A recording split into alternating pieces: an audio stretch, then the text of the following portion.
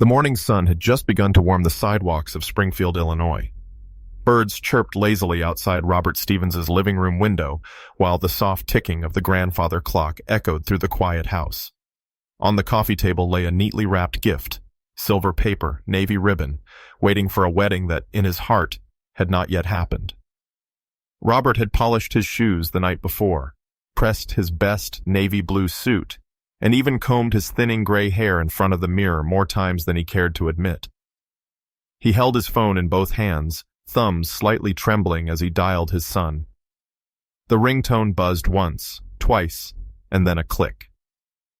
"Hello?" came the voice, light and controlled. It was Sarah. "Sarah, good morning," Robert said, smiling unconsciously. "Just checking. What time should I be ready today? I want to arrive before the ceremony starts." There was silence on the other end. A pause. Just long enough for his stomach to tighten. Then Sarah spoke casually. "Oh, Robert, the wedding was yesterday." The world stopped. "I am sorry. What do you mean, yesterday?" he asked, blinking as though the sun had suddenly gotten brighter through the window. "We had the ceremony yesterday afternoon. It was private. We only invited special people," she said, her tone flat, dismissive, as if explaining something obvious. He did not respond. He could not. His hand lowered the phone slowly to his lap while Sarah's voice kept talking, though her words became a dull hum in his ears. Special people. Robert sat there in silence. The phone call ended. The only sound now was the low mechanical hum of the refrigerator and the ticking of that old clock. 3 years.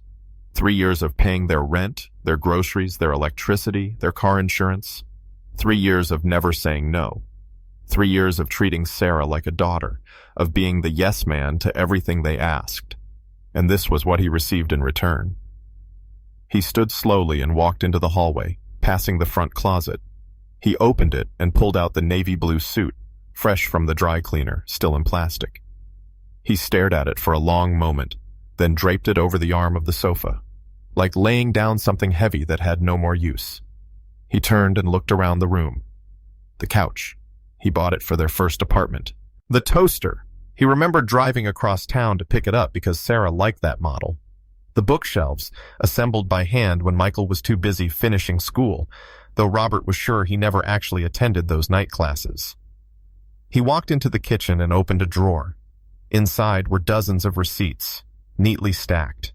Mortgage payments, rent transfers, credit card statements. He picked one up. $1,200 for their car repair. Another, $700 for Sarah's dental surgery. He shuffled through them with quiet hands, each one a reminder of his place in their world.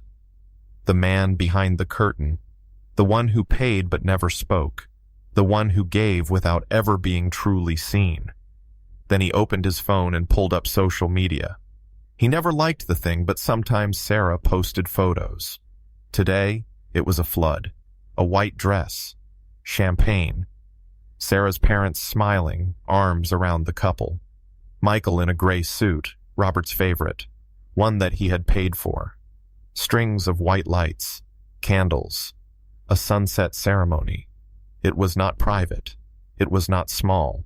He was not included. He placed the phone on the table. For a moment, he just stared ahead, eyes unfocused. Then, as if moved by something deep and wordless, Robert rose and walked to the back door. He opened it slowly, letting in the warm summer air. He stepped outside into his quiet garden, past the trimmed hedges and the rose bushes his wife had planted years ago. He sat down on the bench, hands on his knees, staring out into the distance. He did not cry. Not yet.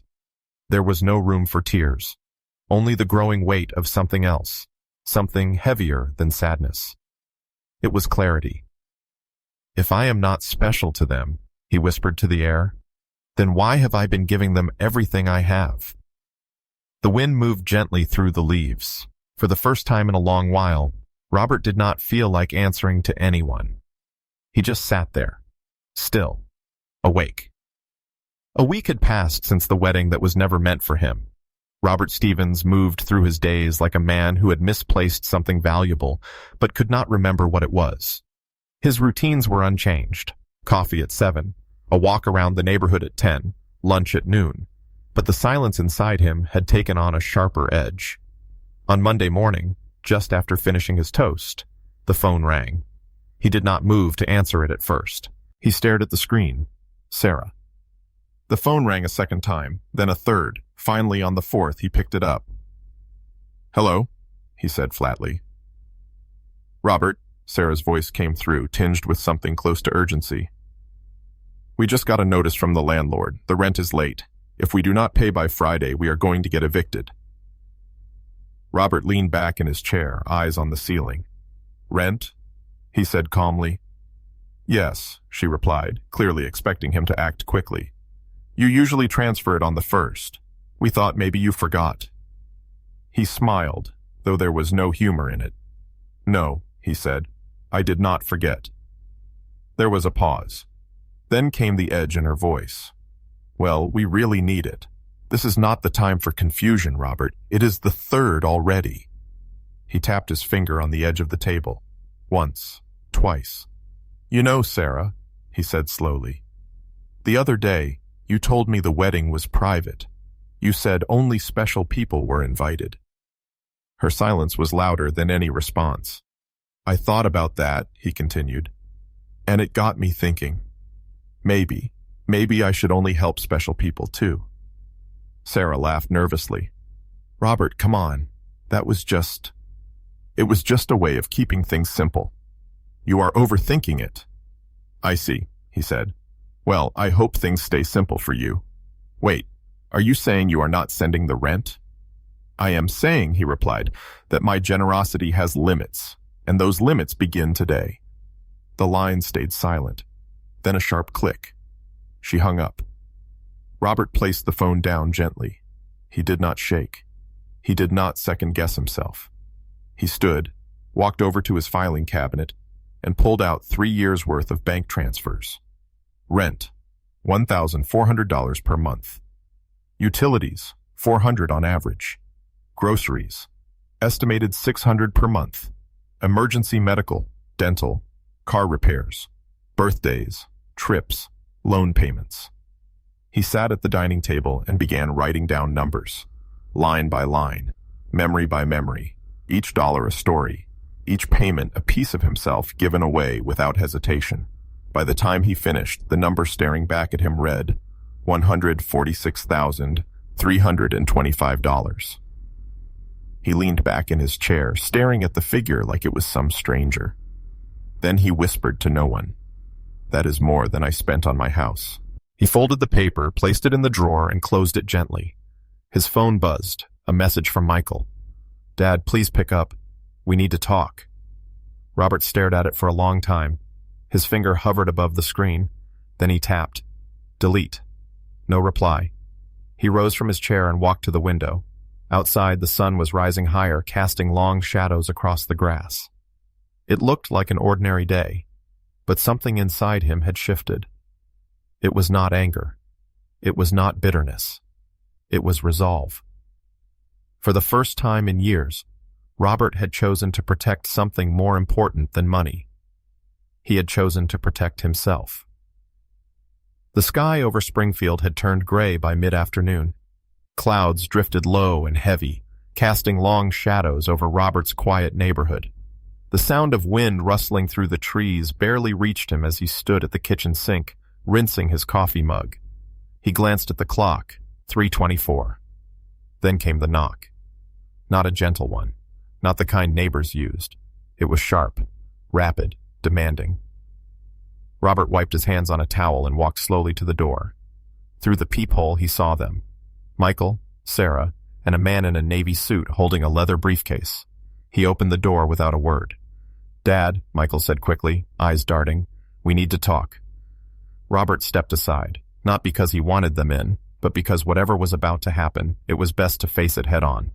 Sarah entered first, dressed impeccably as always, her expression unreadable. Michael followed, tense. The suited man was last. He extended his hand politely. Good afternoon, Mr. Stevens. I am David Henderson, legal counsel representing your son and daughter-in-law. Robert looked at the hand, then at the man's eyes. He did not shake it. Sit, if you must, he said simply, and moved to the far chair near the window. They took the couch. Sarah crossed her legs and folded her hands in her lap. We are here because we are worried about you, she began, her voice soft, almost maternal. I am fine, Robert replied. You have changed, Michael said. Cutting us off, installing cameras, locking us out of your life. It is not like you. Robert tilted his head slightly. You mean it is not like the version of me who funded your life? Silence. David Henderson cleared his throat. Mr. Stevens, your children are concerned for your well-being. There have been behaviors indicating cognitive decline.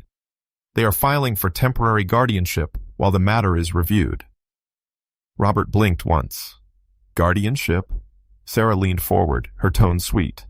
Just until things stabilize. We can make sure the bills are paid, that you are not being taken advantage of. You have always been generous. Now it is time we return the favor. Robert let out a short, dry laugh. Is that what this is? He asked. A favor? Michael reached into his satchel and pulled out a folder. Inside were printed forms, court-stamped papers, testimonies from a doctor he had never met. Robert picked it up, skimmed the first few lines, and then tossed the folder into the trash can beside him. You came into my house to steal from me, he said, not with a gun, but with a pen. Michael stood. We are trying to help you. No, Robert said, standing slowly. You are trying to take what I have built. Every dollar you touched came from my back, my time, my sacrifice, and now you want the rest. Sarah's eyes flared, her mask slipping. You are being irrational, she snapped. This is exactly why— No, Robert interrupted. This is why I changed the locks. This is why I cut you off. Michael stepped forward. If you do not sign, the court will decide anyway. Robert took one step closer to him, eyes steady. Then let the court decide, he said quietly. But until then, get out of my house. David hesitated. Sarah rose, defiant. But Michael looked down at his shoes. For a moment, Robert saw a flicker of the boy he once raised, but it was gone as quickly as it came. They left without another word. When the door clicked shut behind them, Robert locked it. Twice. Then he walked to the trash, lifted the legal folder, and placed it on the dining table. This was not over. They had declared war. And now, so had he. The courtroom in Springfield Family Court was colder than Robert had imagined. Not physically cold, but emotionally sterile. White walls, polished floors, the kind of silence that stripped everything bare. Robert sat at the defendant's table, wearing a charcoal gray suit and a calm expression. Beside him, Thomas Mitchell adjusted his tie and whispered, "No matter what they say, stay steady. That is what wins." Across the room sat Michael and Sarah. Michael's gaze bounced nervously between his hands and the floor. Sarah sat upright, composed, in a navy blue dress and a carefully chosen string of pearls. Between them sat David Henderson, calm and confident, flipping through his notes. The bailiff called, "All rise." Judge Matthews entered, a tall woman with silver-streaked hair and a face carved by years of truth and lies. She settled in her chair and nodded. We are here today to consider the petition for temporary guardianship over Mr. Robert Stevens, filed by his son and daughter-in-law. Thomas stood. Your Honor, we are prepared. So were they. David Henderson began. He painted Robert as unstable. He called him paranoid. He spoke of erratic behavior, installing cameras, refusing access to family, sudden financial secrecy. He is isolated, David said. He is being influenced by people who do not have his best interests at heart. We are simply asking to ensure his safety. Sarah took the stand. She cried. He was like a father to me, she said. But he has changed. He thinks we are stealing from him. He has cut us off emotionally and financially. We are scared for him. Michael followed. His words were quieter, less rehearsed. He helped us for years, but now, he barely speaks to me. He says things that do not make sense. I just want to help. Thomas stood next. Our response will be short, he said, because the truth does not require embellishment. One by one, he called witnesses. First came Margaret Wilson, Robert's neighbor. He walks every morning at the same time, she said. We have coffee on Sundays. He is sharper than most people half his age. Then came James Miller, the local bank manager.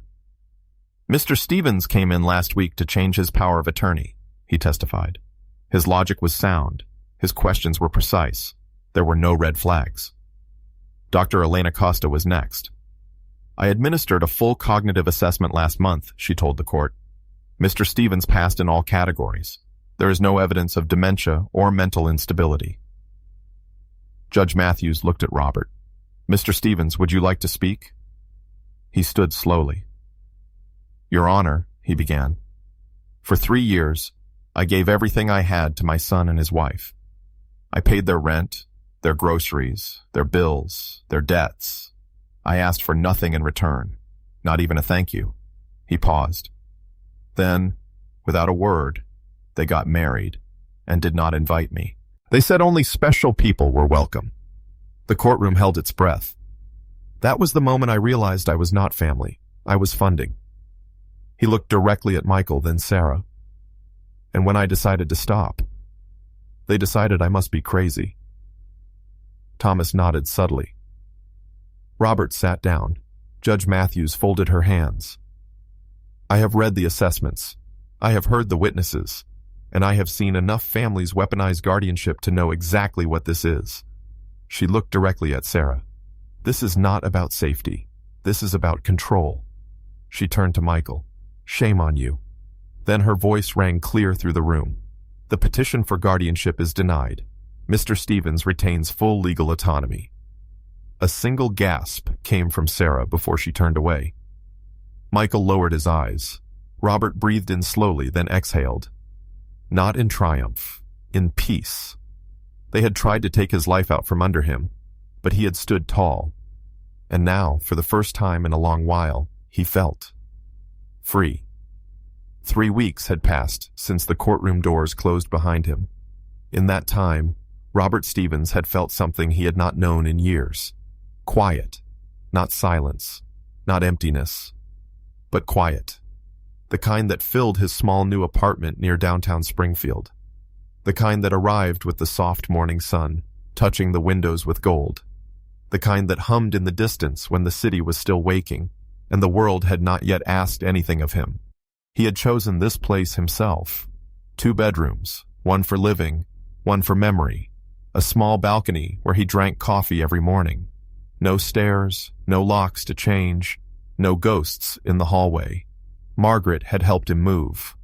You do not need much, she had said, lifting a box marked books. Just peace, he replied. Now, Robert spent his mornings tending to the balcony plants he picked up at the local nursery. He talked to Tony at the barber shop every 2 weeks, exchanged recipes with Esther from the building across the street, and started writing letters again, real ones with stamps. He visited the cemetery once a week, always on Wednesday.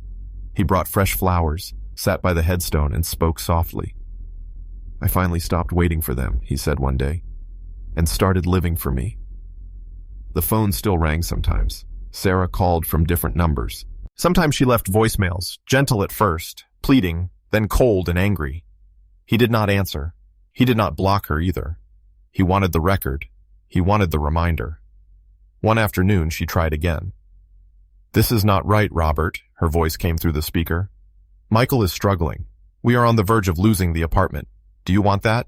Do you want your own son to end up homeless? Robert sat at the kitchen table, eyes on the cup of tea in front of him. He waited until the message ended, then deleted it without a word. That evening, Margaret stopped by with pie. They sat on the balcony together, watching the lights of Springfield flicker on. I never thought peace could feel so quiet, Robert said. Margaret nodded. Peace is not loud. That is what makes it real. They talked about things that mattered, childhood memories, old movies, her late husband, his late wife, the music they both used to dance to, and no longer did. Later that week, Robert saw Sarah and Michael again, not by invitation. They showed up outside the apartment building, standing just beyond the property line. He saw them through the window. Sarah held a folder. Michael said something that made her shake her head. Then Sarah looked up and saw him watching. She stepped forward, pulling out her phone, dialing as she walked. Robert did not move. The doorbell rang, then a knock, then another. He did not open it. Instead, he called Thomas. Within minutes, 2 Springfield police officers arrived. Calm, efficient, professional. "Mr. Stevens has already filed a no-contact request," one officer said. "You are trespassing." Sarah tried to speak, but Michael pulled her back. His eyes met Robert's through the window, and for a moment, just a moment, Robert thought he saw regret. But it did not matter anymore. The officers escorted them away. Robert stood at the window long after they were gone. Not angry, not even tired. Just finished. He whispered to no one, "They are no longer part of my story." Then he turned away, walked into his small living room, and sat down. Outside, the world kept moving. Birds flew over the street. Somewhere, a child laughed. Somewhere else, a dog barked. Inside, Robert picked up a book, turned to the first page, and began again. 1 month later, Robert Stevens stood once again inside a courtroom. But this time, he was not the one on trial. The room was smaller than the last, less crowded. Across from him sat a young attorney representing the county, flipping through notes. The judge, a new one, seemed tired but attentive. The case had been simple. Sarah and Michael, after failing to secure guardianship, had returned to old tactics, showing up uninvited, sending letters filled with veiled threats, and most recently, hiring a private psychiatrist to attempt a surprise wellness check at Robert's home. A stranger had knocked at his door, clipboard in hand, asking intrusive questions. Robert had politely declined and then called the police. Now, here they were. A hearing to formalize the restraining order, to document the harassment, and, at Thomas's advice, to push back legally, once and for all. Robert did not feel angry. He felt done. Thomas spoke with clarity and firmness. He submitted the voicemails, the police report, the video from Robert's door camera, the statement from Margaret, who had been present during the visit from the psychiatrist. It was all undeniable. The judge granted the order without hesitation. "No further contact is permitted," he said. "Any attempt to approach Mr. Stevens will result in legal consequences." As they left the courtroom, Thomas turned to Robert. "You want to pursue the civil suit?" he asked. Robert hesitated, then shook his head. "No," he said. "I just want peace. That is enough." That evening, Robert walked home instead of driving. The summer air was still warm, the sky painted in soft shades of lavender and gold. The sidewalks were quiet, familiar. He passed by a bookstore he used to visit with Michael as a boy. He did not stop. He did not need to. When he arrived at the apartment, a small package waited at his door. Inside was a photograph, an old one, Robert and Michael, baseball gloves, sunshine, a moment from another life. There was no note. He stared at it for a long while before placing it inside a drawer, not to forget it, but to let it rest. That weekend, Robert gathered a few documents, placed them in a folder, and met with his banker. He arranged for part of his estate to be left to a foundation supporting elderly victims of financial abuse. The rest would go to charity. He kept only what he needed. The rest he no longer owed to anyone. On Sunday morning, he returned to the cemetery. "I am okay now," he told the headstone. "I did what I had to do." He stayed a while, letting the silence say what words could not. That evening, Robert sat on his balcony. The city stretched quietly below him, its lights flickering like stars. He held a cup of tea in both hands, warmth rising toward his face. Margaret had gone home. Esther had called to say she would visit next weekend. Tony had trimmed his hair just yesterday. There was no noise, no demands, no more need to prove anything to anyone. For the first time in years, Robert Stevens was not waiting to be chosen. He had chosen himself. And in the stillness of that summer night, as the breeze moved gently through the trees, he whispered to no one at all, "For the first time in my life, I am truly free." Evening settled softly over the city as Robert sat quietly on his balcony, a cup of tea warm in his hands, the sky above fading from gold to gray. The world had not changed much, but he had. After years of giving, of hoping, of waiting to be seen, he had found something far more lasting than approval. He had found peace within himself. He had faced betrayal not with rage, but with resolve. He stood in court not to win a battle, but to reclaim his name. And when he walked away, it was not in triumph, but in clarity. His freedom was not granted by others, but earned through grace, restraint, and truth. What they tried to take from him, he recovered by refusing to become like them. There is something quietly powerful about dignity held in silence. Not loud, not vengeful, just steady, just certain. And in Robert's stillness, we are reminded that the people we overlook, the quiet ones, the older ones, the ones who sit at the edge of the room, often carry stories of strength that could shake a courtroom. The lesson here is not only about justice, but about becoming whole again after being broken, about holding firm to your worth, even when others pretend not to see it. Robert did not fight to punish. He fought to remember who he was, and in doing so, he built something better from the pain, something no one could take away again. Just like a quiet lantern left glowing in the window, a single act of self-respect can guide us through the darkest hallways of our lives. Take a moment to think about your own story. Have there been times when you stayed quiet, hoping someone would notice your worth? Or moments when walking away was the most courageous thing you could do? If this story touched something familiar in your heart, consider sharing it with someone who may need to hear it too, because sometimes the gentlest voices carry the deepest truths.